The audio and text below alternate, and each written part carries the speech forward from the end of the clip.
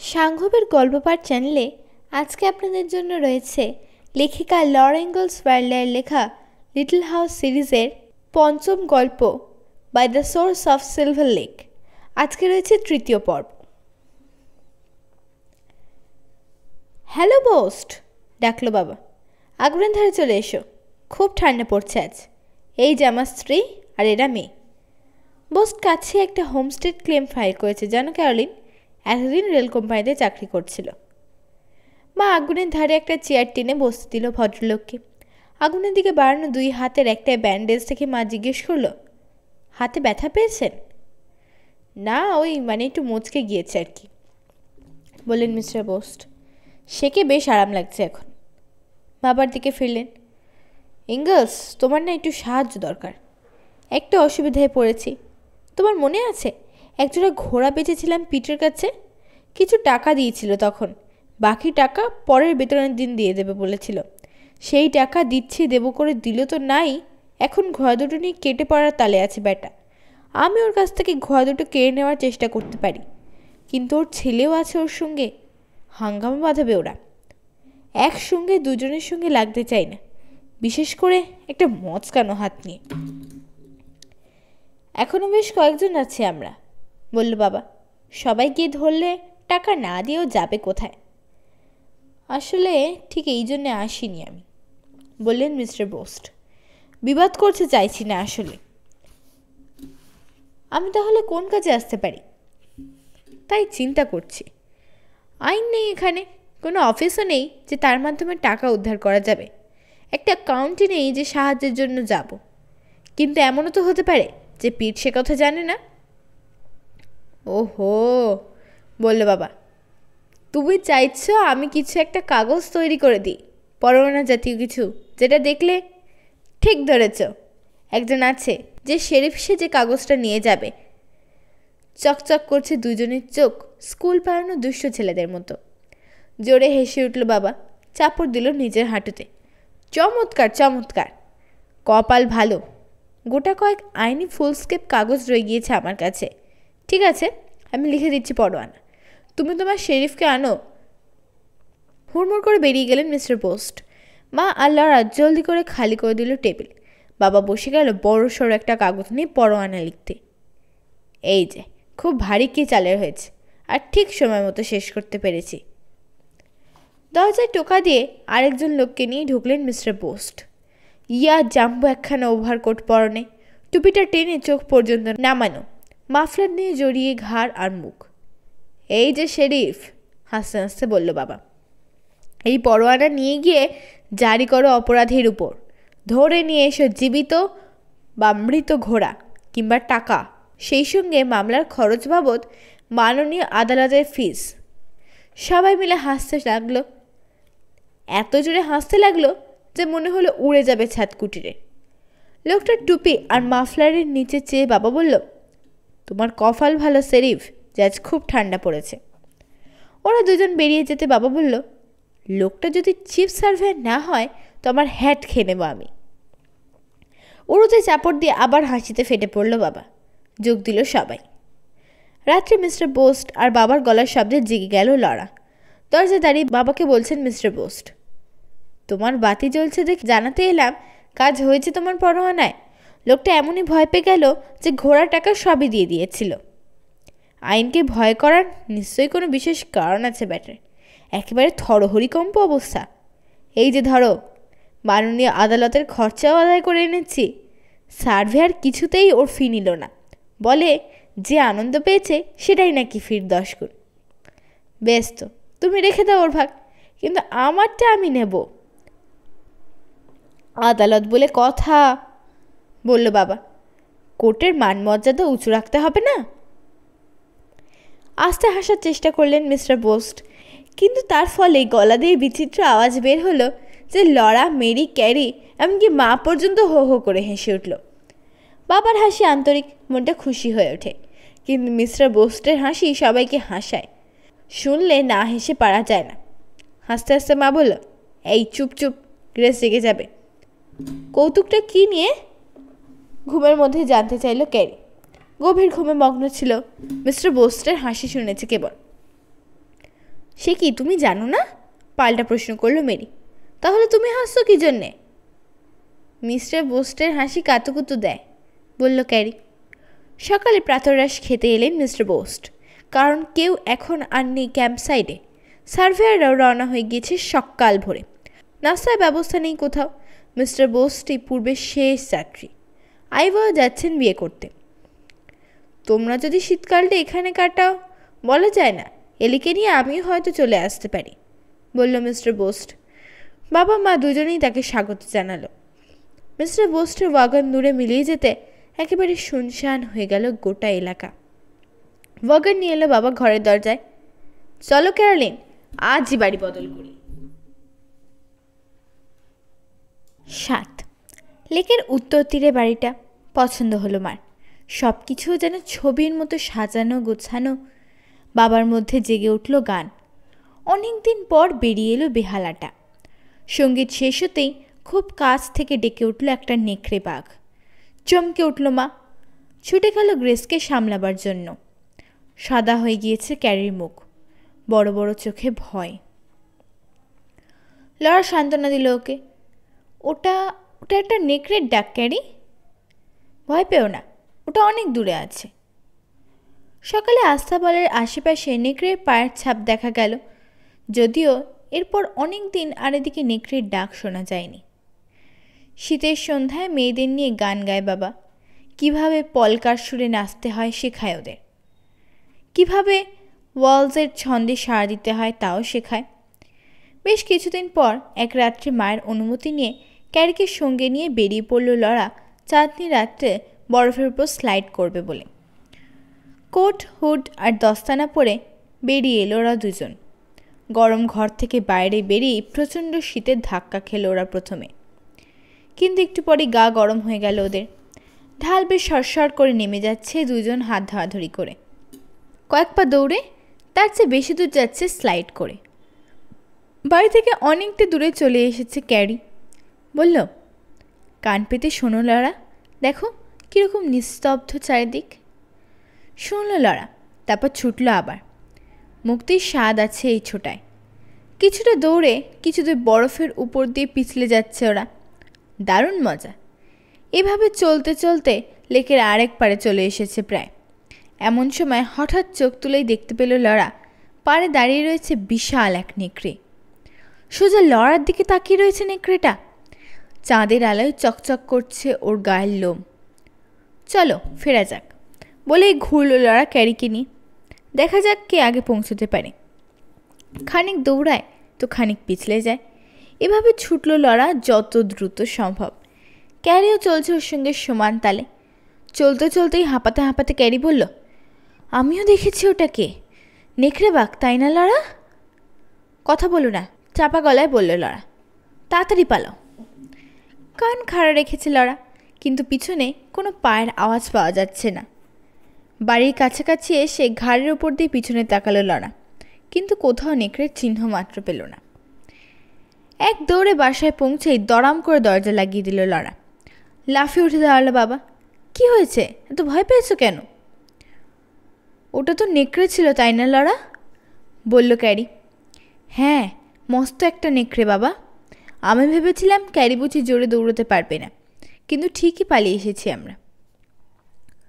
কোথায়? জিজ্ঞেস করলো বাবা। কোথায় নেকড়ে? জানি না, বলল লড়া। আমাদের পিছু ধাওয়া করেনি ওটা। মা ওদের ভারী জামা কাপড় খুলতে সাহায্য করলো, তারপর বলল, একটু জিরিয়ে নিয়ে তারপর কথা বলো।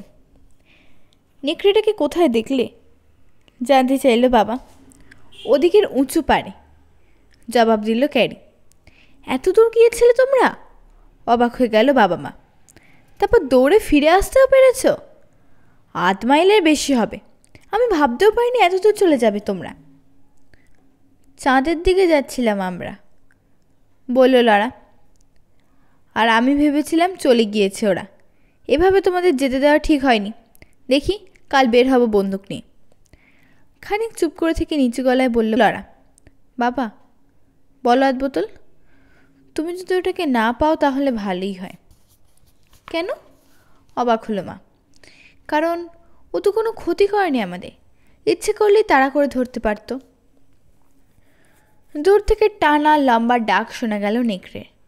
আরেকটা নেকড়ে উত্তর দিল সেই ডাকের। তারপর আবার সব চুপ। পরদিন সকালে প্রাতরাশের পর বন্দুক নিয়ে বের হলো বাবা। ফিরল অনেক দেরি করে। ডিনারের সময় পার হয়ে গিয়েছে তখন। মুখ হাত ধুয়ে খেতে বসে গিয়েছে সবাই। মেয়ে জিজ্ঞেস করলো, কত দূর গিয়েছিলে বাবা? 10 মাইল তো হবেই, বলল বাবা। নেকড়েগুলোর পায়ের ছাপ অনুসরণ করে গিয়েছিলাম। কাল রাত্রে দুটো মস্ত বড় বাফেলো উলফ ওদের পুরনো আস্তানায় বেড়াতে এসেছিল। রাতেই ফিরে গিয়েছে নতুন ডেরায়। খুব সম্ভব রেল লাইন বসানোর কাজে এত লোকের হইহল্লা ওদের পছন্দ হয়নি, আস্তানা ছাড়তে বাধ্য হয়েছিল। যাকে আসল কথা হলো, ওদের খুঁজতে গিয়ে আমি আমাদের হোমস্টেড পেয়ে গিয়েছি। সবাই চেঁচামেচি শুরু করলো। কোথায় বাবা? কেমন জায়গা? এখান থেকে কত দূর? খাওয়ার পর চা শেষ করে গোঁফ মুছল বাবা। তারপর বলল, জায়গাটা সব দিক দিয়ে আমাদের উপযোগী। চাষের জমি, ঘাসের জমি, বাড়ি করার জন্য উঁচু ভিটে, ঠিক যেন আমাদের জন্যই তৈরি হয়ে আছে ওটা। লেকটা যেখানে গিয়ে ওদিকের জলায় মিশেছে তার দক্ষিণের জমিটা। সবচেয়ে বড় কথা, শহরের এত কাছে জায়গাটা যে মেয়েদের স্কুলে যেতে কোনো অসুবিধাই হবে না। খুব ভালো, শুনে খুব ভালো লাগছে চার্লস। গত 6 মাস এত জায়গা ঘুরে দেখলাম, একটাও পছন্দ হলো না, অথচ ঠিক হাতের কাছেই মনের মতো জায়গাটা পড়েছিল। 2 মাস আগেই যদি ফাইল করতে পারতে, বলল মা। নিশ্চিন্ত থাকো ক্যারোলিন, এই শীতের মধ্যে কেউ আসবে না এদিকে। আগামী বসন্তে মানুষ হোমস্টেড খোঁজাখুঁজি শুরু করার আগেই ব্রুকিন্সে গিয়ে ক্লেম ফাইল করব আমি।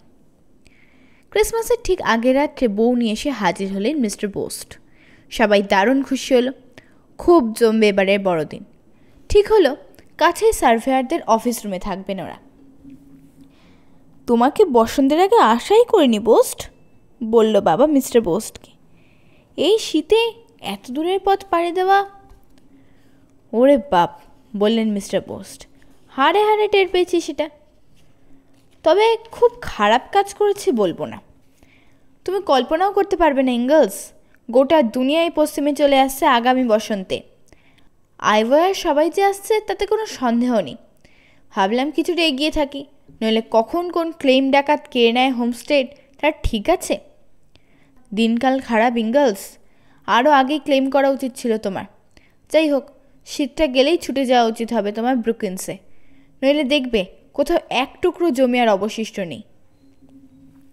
খুব মজা হলো ক্রিসমাসে। সবাই চমৎকার উপহার পেল।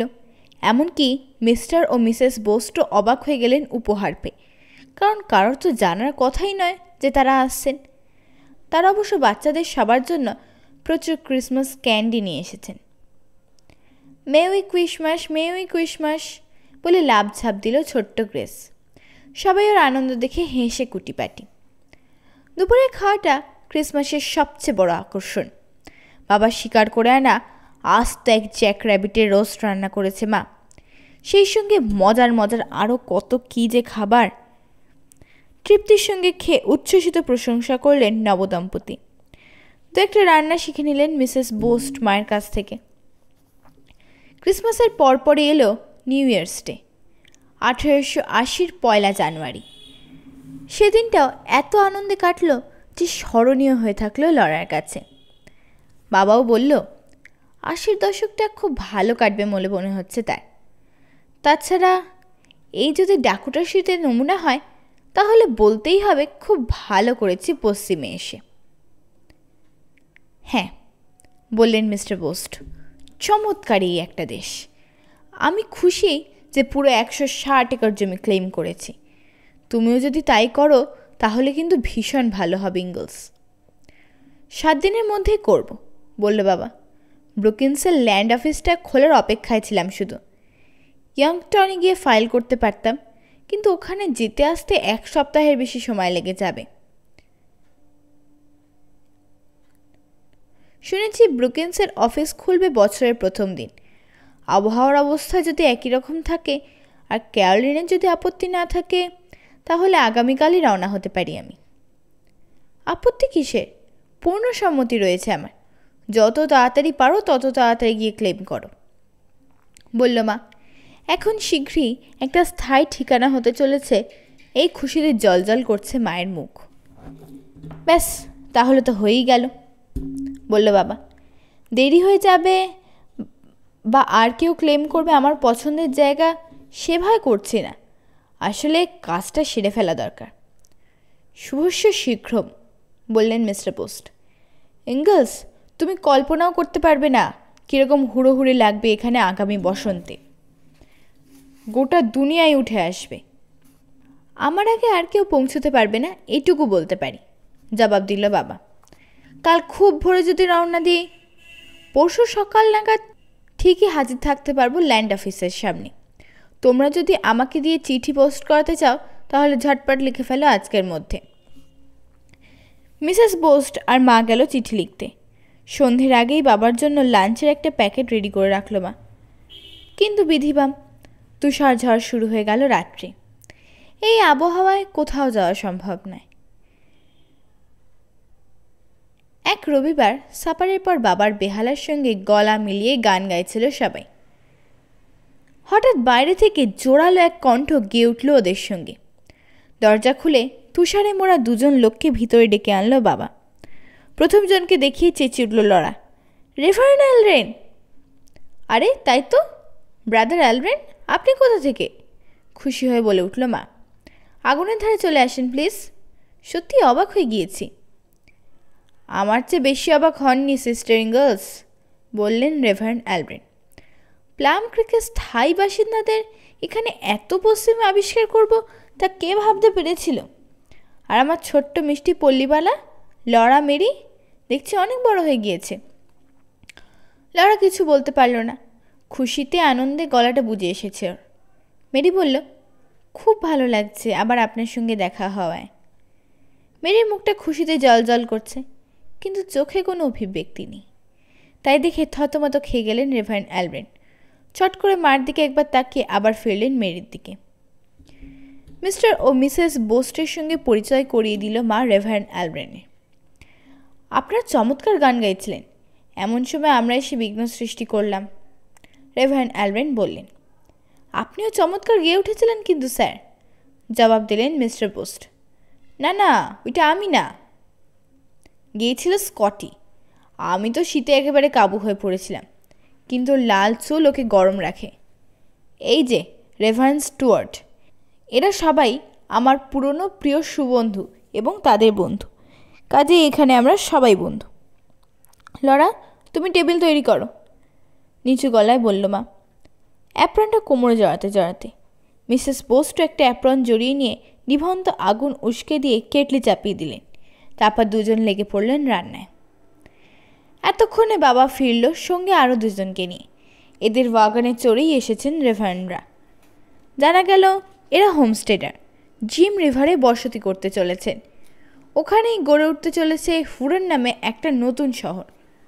হোম মিশনারি সোসাইটি রেভারেন্ডদের পাঠিয়েছে ওখানে একটা গির্জা তৈরির সম্ভাব্যতা যাচাই করতে।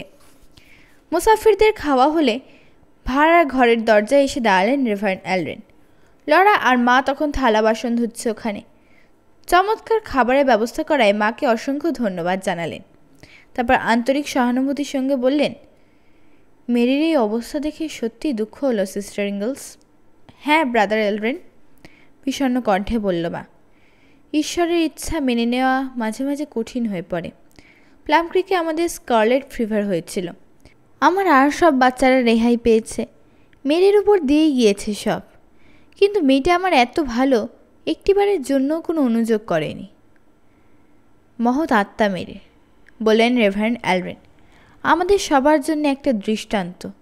ঈশ্বর যাকে ভালোবাসেন তাকেই পরীক্ষায় ফেলেন। সাহস না হারালে শেষ পর্যন্ত মঙ্গলই হয়। আচ্ছা, আপনাদের কি জানা আছে যে অন্ধদের জন্য কলেজ রয়েছে? এই আইওয়াতেও আছে একটা। ডিশপ্যান্টে শক্ত করে আঁকড়ে ধরল মা। মার মুখ দেখে ভয় পেয়ে গেল লরা। যখন কথা বলল মনে হলো মার শান্ত গলাটা বুঝে এসেছে। আগ্রহের সঙ্গে জিজ্ঞেস করল মা, কীরকম খরচ জানেন? আমি জানি না সিস্টার ইঙ্গলস, কিন্তু আপনি চাইলে খোঁজ নিয়ে জানাতে পারি। ঢোক গিলল মা। তারপর বলল, অন্ধদের জন্য যখন নিশ্চয় অনেক টাকা লাগবে, আমাদের অত টাকা নেই।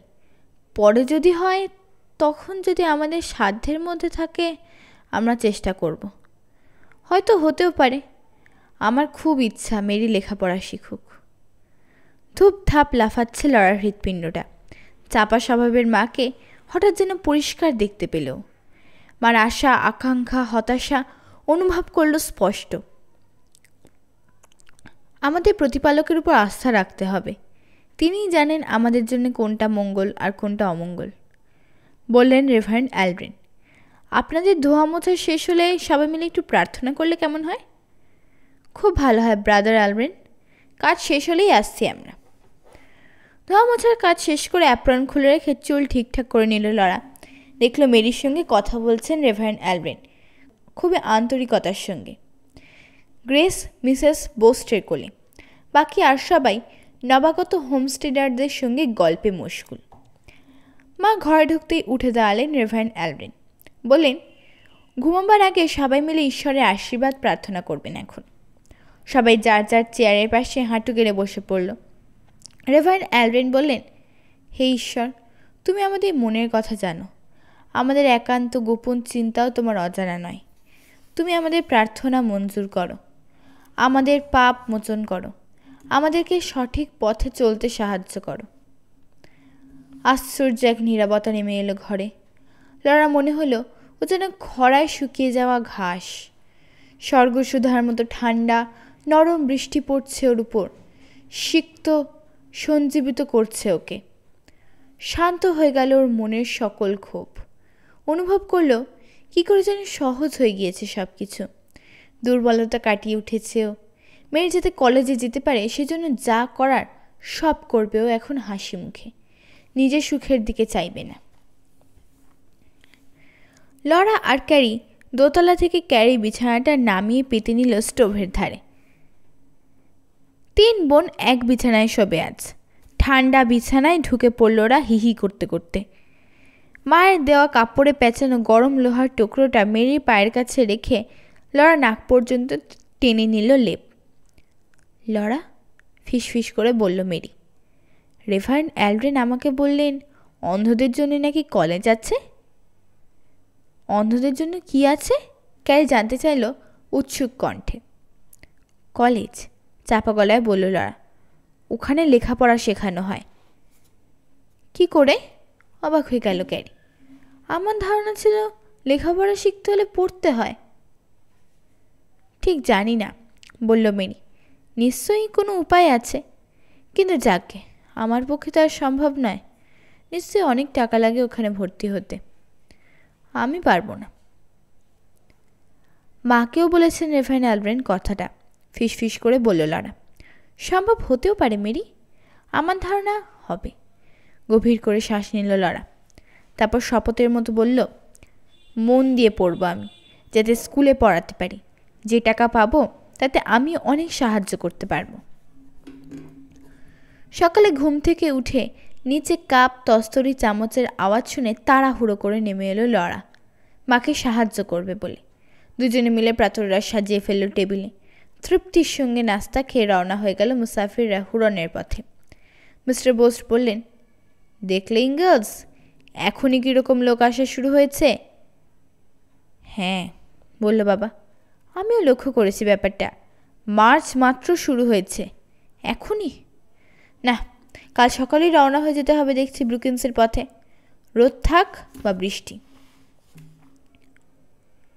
8 কিন্তু আরও 2 দিন দেরি হয়ে গেল বাবার রওনা হতে।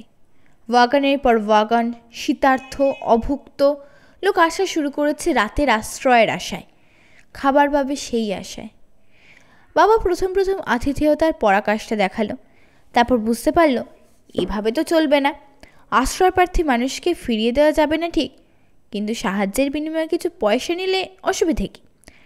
থাকা খাওয়ার জন্য ধার্য করা হলো 50 সেন্ট, সে মানুষ হোক বা ঘোড়া। রোজই গাড়ি ভরে ভরে লোক আসছে আইওয়া, ওয়াহো, ইলিয়ন, মিশিগান, মিনেসোটা, উইসকনসিন থেকে, এমনকি নিউ ইয়র্ক আর ভারমন্ট থেকেও। কেউ হুরন চলেছে, কেউ বা যাবে ফোর্ট পিয়েরে, কেউ আরও পশ্চিমে খুঁজবে হোমস্টেড। যাচ্ছি করতে করতে এক সকালে সত্যিই বেরিয়ে পড়ল বাবা। এদিকে আশ্রয় প্রার্থীর অভাব নেই। ওয়াগনে চড়ে আসছে একের পর এক, কেউ ভদ্রলোক, কেউ চাষারে, কেউ বা মদ্যপ চেহারা, চেনার জনি। কোনো দিন 15-20 জনের মতো লোক হলো। মেশিনের মতো কাজ করছে মা আর লড়া, ক্যারিও করছে সাহায্য ওর সাধ্য মতো। টাকা জমছে হাতে। এবার লোকে কাঠ নিয়ে আসতে শুরু করলো। শহর এলাকায় ঘর তুলতে শুরু করলো মানুষ। কেউ স্টোর বানাবে, কেউ বাড়ি। চোখের সামনে গড়ে উঠতে আরম্ভ হলো ডিসমেট শহর। কাজ করতে করতে ক্লান্তির শেষ সীমায় পৌঁছে গিয়েছে মা। তারই ফাঁকে ক্লেম ফাইল করতে বাবা দেরি করে ফেললো কিনা তাই নিয়ে তার দুশ্চিন্তার অন্ত নেই। 4 দিন পর ফিরল বাবা। ঘোড়া দুটোকে আস্তে বলে রেখে হাসি মুখে ঢুকলো দরজা দিয়ে। হ্যাঁ ক্যারোলিন, ক্লেম ফাইল করে এলাম। পেয়েছো তাহলে? খুশিতে ঝিকমিক করছে মার চোখ। পাবো না মানে? পছন্দ করার পর থেকেই তো ওটা, তবে যুদ্ধ করে জয় করে নিতে হয়েছে আমাকে জায়গাটা, বলে স্টোভের দিকে হাঁটতে শুরু করলো বাবা। বাইরে বাতাস খুবই ঠান্ডা। চট করে চা চড়িয়ে দিল মা। জিজ্ঞেস করলো, গোলমাল হয়েছিল চার্লস? কি যে ভিড়, না দেখলে বিশ্বাস করা যায় না, বলল বাবা। মনে হলো গোটা দেশের সব মানুষ ঝাঁপিয়ে পড়েছে ল্যান্ড অফিসের সামনে। রাত্রে পৌঁছলাম ব্রুকিন্সে। পরদিন সকাল থেকে সারাদিন লাইনে দাঁড়িয়ে অফিসের দরজা পর্যন্ত পৌঁছতে পারলাম না, এত লোক আগে থেকে লাইন দিয়েছে। সারাদিন দাঁড়িয়েছিলে বাবা? জিজ্ঞেস করলো লড়া। হ্যাঁ ছটফটি, সারাটা দিন। কিছু না খেয়ে? এবার প্রশ্ন করে। মনেই ছিল না খাওয়ার কথা, বলল বাবা। কষ্ট দিয়েছে ভিড়ের চাপ, এমন ভিড় তোমরা জীবনে দেখোনি। আর মনের ভয়, মনের মধ্যে সারাক্ষণ ভয়, কে জানি কেউ হয়তো আমার জমিটা ক্লেম করছে এই মুহূর্তে। কিন্তু হোটেলে খেতে গিয়ে যা ভয় পেলাম তার কোনো তুলনা হয় না। খেতে গিয়ে ভয় কেন? লড়ার প্রশ্ন। ল্যান্ড অফিস যখন বন্ধ হয়ে গেল, ঠেলাঠেলি করে পৌঁছলাম একটা হোটেলে।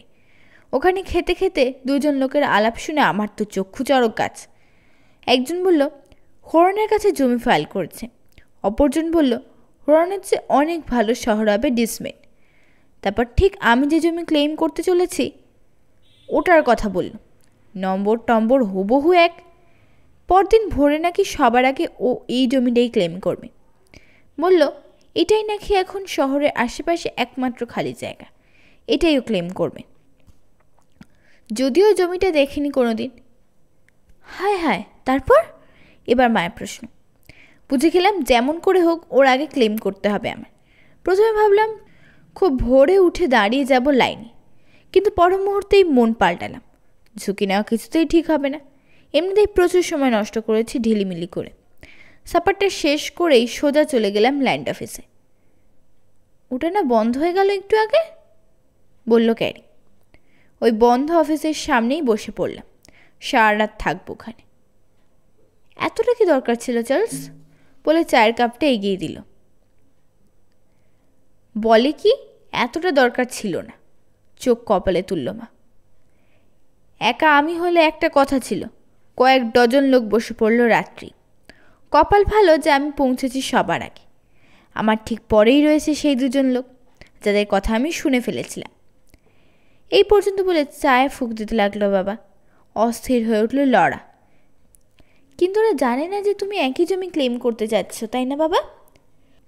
না, সকাল পর্যন্ত কিছুই টের পাইনি, কিন্তু সকালে হঠাৎ একজন পরিচিত লোক আমাকে দেখিয়ে চেঁচিয়ে উঠল, হ্যালো ইঙ্গাস, তুমি তাহলে সিলভার লেকের শীতটা কাটিয়ে দিলে? ডিসমেটের কাছাকাছি ক্লেম করছো, তাই না? হায় হায়, কোঁকে উঠল মেরি। হ্যাঁ, হাঁড়ি তখন ভেঙে গিয়েছে হাটে। চায়ে চুমুক দিল বাবা। বুঝলাম এখন দরজা ছেড়ে একটু নড়লেই গিয়েছি। গ্যাট মেরে বসে থাকলাম। সূর্য যখন উঠল তখন ভিড় হয়ে গিয়েছে দ্বিগুণ। যখন ল্যান্ড অফিসের দরজা খুলল তখন অন্তত 200 লোক চাপ দিচ্ছে আমার পিঠে। লাইনের ধার সেদিন আর কেউ ধারছে না। এ ওকে ধাক্কা দিয়ে এগোবার চেষ্টা করছে সবার সামনে। যাক, শেষ পর্যন্ত দরজা তো খুলল। আর একটু চা দেবে ক্যারোলিন? বলো বলো, শেষ করো, চেঁচিয়ে উঠল লরা। তারপর কি হলো প্লিজ? দরজাটা খুলতেই হর্নের লোকটা আমাকে টেনে ধরল। সঙ্গের লোকটাকে বলল, ঢুকে পড়ো, আমি একে ধরে রাখছি। অর্থাৎ আমাকে মারপিট জড়িয়ে দিতে পারলে ওর সঙ্গে নির্বিবাদে নিয়ে যেতে পারবে আমার হোমস্টে।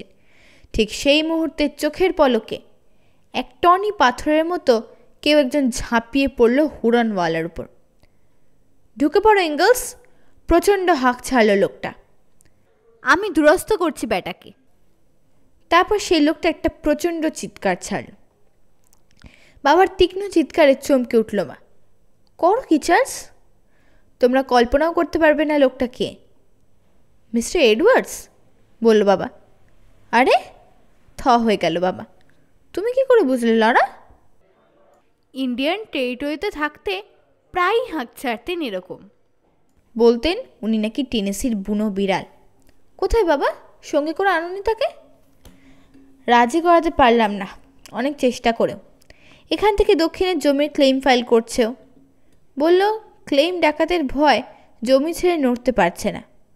ওর কথা তোমাদেরকে মনে করিয়ে দিতে বলল।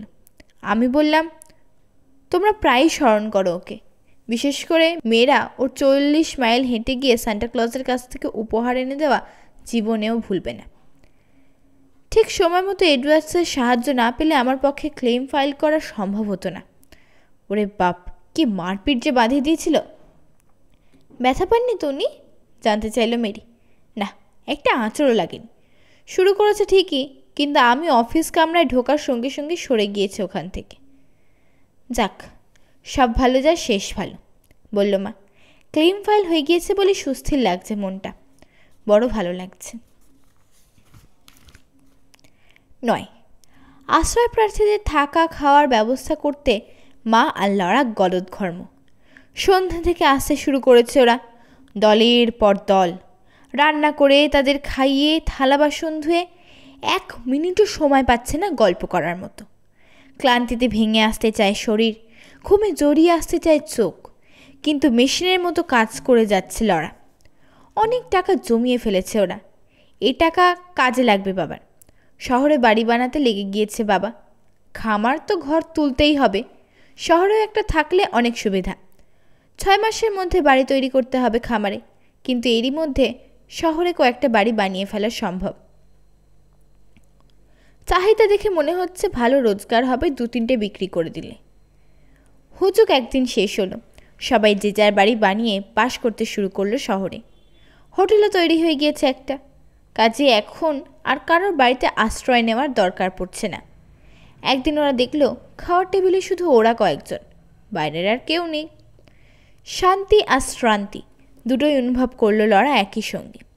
এই কদিনে $42 রোজগার করে ফেলেছে ওরা মা মেয়েতে মিলে। বাবা বলল, এই টাকাটা আলাদা করে রেখে দেবো আমরা, নেহাত ঠেকায় না পড়লে এতে হাত দেব না।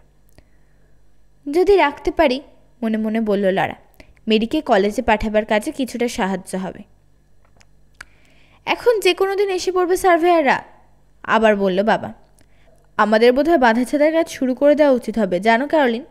শহরে একটা বাড়ি থাকার উপযুক্ত হয়ে এসেছে প্রায়।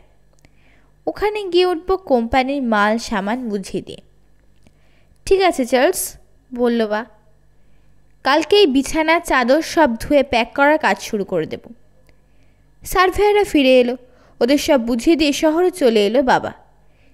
মিস্টার আর মিসেস বোস চলে গেলেন নিজেদের হোমস্টেডে। শহরে কয়েকদিন থেকেই হাঁপিয়ে উঠল লরা।